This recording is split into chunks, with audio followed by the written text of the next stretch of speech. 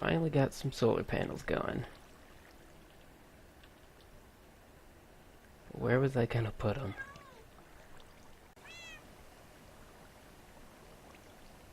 Well, that's one for me, and one for you. Just picking up the bits of some scaffolding, because I've started work on the first free-floating island. I originally lined it up perfectly with the pagoda, because traditionally these structures would all be in a south to north line. But I realized if these islands are free-floating, they're invariably going to get kind of cattywampus over time, so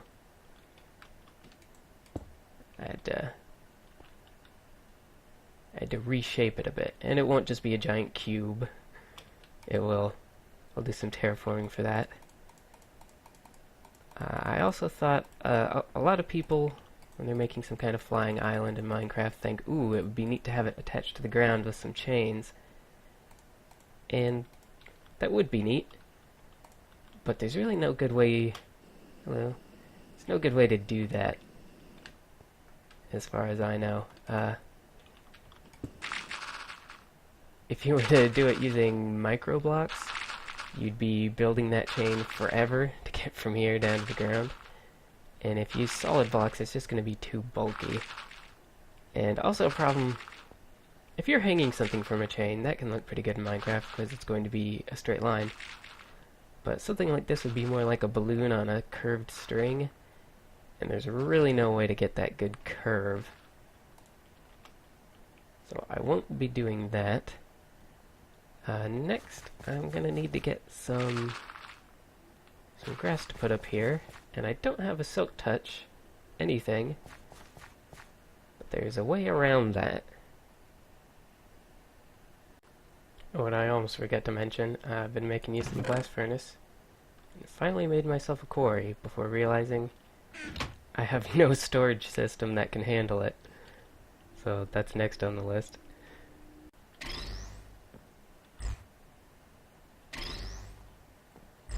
No silk touch, no problem.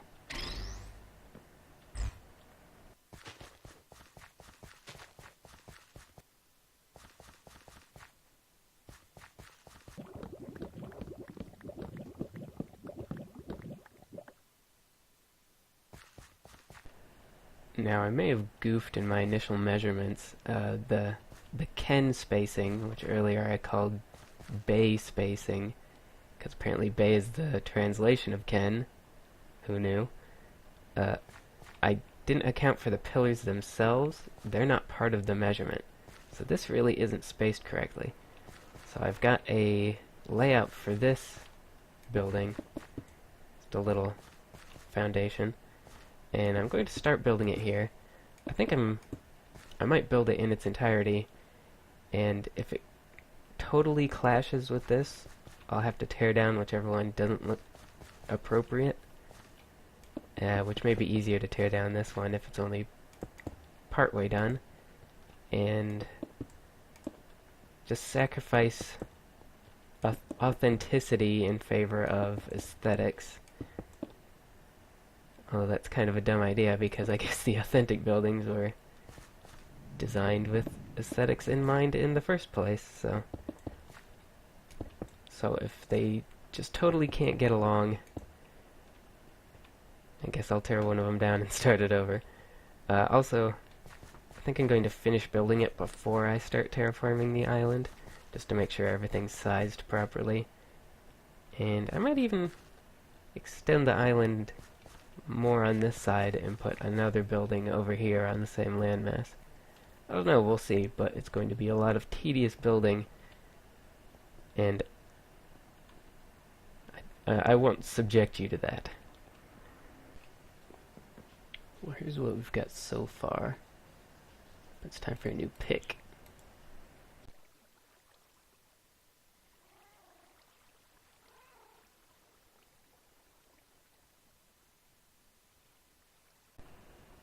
Well, it obviously doesn't look like much yet, but There's still another piece of roof that needs to go on.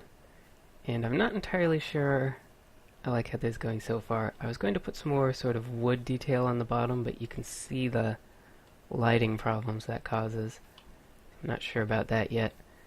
I'm also not sure about these walls. First of all, because I'm not sure how well it... Not sure if it quite looks right. But second, there's the problem that pretty much anytime you do anything around here, they have a tendency to open on their own, so that's something I'll have to rethink. While we wait on walnut wood, why not while away that wait with our wee-winged workers, bees. Now, I'm by no means a bee expert, so I'm only going to be covering some really basic things that you, if you're watching this, you probably know already. But I've got this apiarist database that will show you, for any bees you've already bred, basic information like the temperature and humidity they can withstand, the biomes they can work in, how you breed them, and what they can be bred into. And I'm just going to make that into a standalone version, so I don't always have to pull it out of a chest and waste inventory with it. I don't have anywhere to put these yet, though. And these apiarist machines are what you have to use for a lot of these. And I'm going to need to make a few other things out of them, such as genetic machines. And some of those I'm going to use to make advanced genetic machines.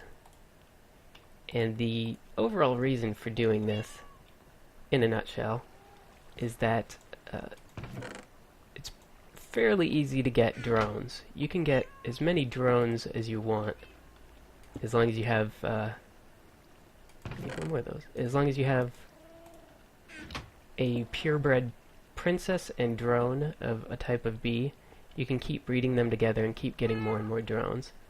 But you're stuck with the amount of princesses you have. But there are a few machines I want to use these to make. Them up here. Things like the sequencer is one of the first. What that will do is extract traits from different bees.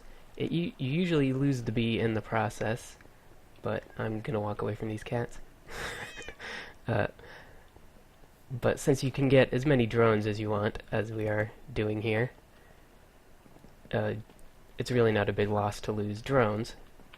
And you can extract different traits from them using the sequencer to get things like the nocturnal trait, so they'll work at night, or different effects like inflicting poison or giving you regeneration. But probably most importantly, you can actually extract an individual species, and then using some of the other machines like the inoculator, you can actually add those traits to other bees. So you could, if you go down a long breeding chain, get some rare bee and you've only got one princess, you can use it to breed a bunch of extra drones, extract that species from the drones, then go take a bee you've got quite a few of, probably something like marbled princesses or rocky princesses, inject them with that species serum, and now you've got more of your rare princesses. And most of these machines are unfortunately pretty... They have a lot of steps that make them take a while to craft, but gonna get cracking on that. Well, I do apologize for the delay in this episode. I was out of town for a week. I was visiting Prescott, Arizona, where they recently lost 19 firefighters battling some wildfires, so small shout out to them. But on more uplifting news, I've just about done with this. And I might have to do something else on the top there to balance it out a little better. But it's progress at any rate. As for the interior, I'm going to need some help from bees and get some spawners set up before I can do what I want in there. And I might set up one of the other smaller buildings over here. But while I'm doing that, let me pop back over to the bee facility real quick, because I'd like to do a little more expansion here of actual machinery. And I'm going to ask for a little bit of feedback, because I found two pieces of inspiration and can't decide between them. Saw an odd painting of a mismatched face and thought actually turning this wall into an odd face filled with the different kinds of machinery would be interesting. But I also have some ideas for how to continue the modern theme and build it up into this wall and have our machinery up there. I know technically it's not modern architecture because I don't have floor-to-ceiling glass windows, and I think some of my ceilings are too low, but that's neither here nor there. While I'll leave it up to you, the viewers, to decide what exactly I do in expanding the machinery infrastructure. And while I'm waiting for feedback, I'll work on the boring things like grinding up mobs for spawners and doing a little more finicky stuff over at the temple site. So, toodles until then.